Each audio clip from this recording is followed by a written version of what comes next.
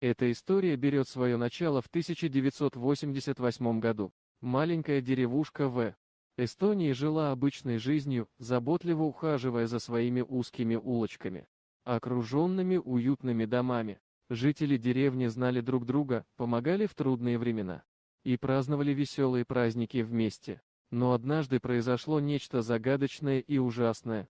В 1988 году, когда осенние листья начали опадать, жители деревни начали исчезать один за другим. Сначала это казалось случайностью, но когда исчезли уже все, никто не мог понять, что произошло. Родственники начали массово обращаться в полицию и писать заявления о пропаже, но даже тщательное расследование не принесло никаких результатов. Деревня стала пустым призраком своего прошлого, а тайна исчезновения жителей осталась неразгаданной.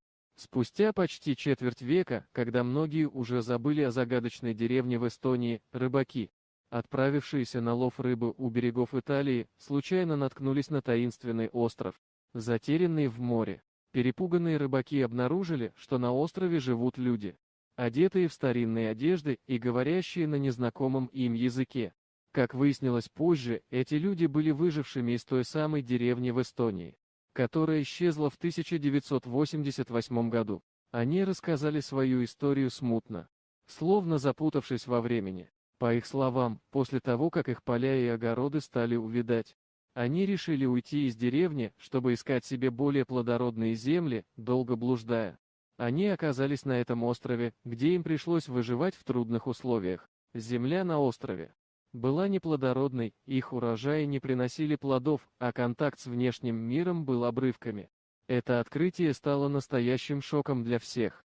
Исчезновение деревни и возвращение ее жителей после многих лет. Многие люди все-таки решили остаться на острове, но в их душах все еще теплилась память о родной земле.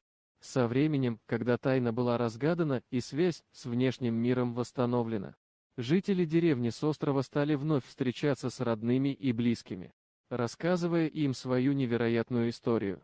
Для них это было новым началом, шансом вернуться к прежней жизни, которую они потеряли много лет назад.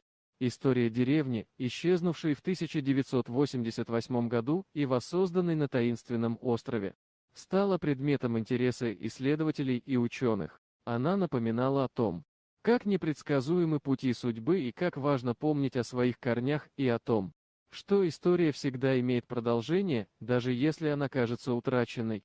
Вот такая удивительная история. Дорогие друзья, если вам понравилось видео, поставьте лайк, а также подписывайтесь на канал, где найдете еще много интересного. Дорогие друзья, если вам понравилось видео, поставьте лайк, а также подписывайтесь на канал, где найдете еще много интересного.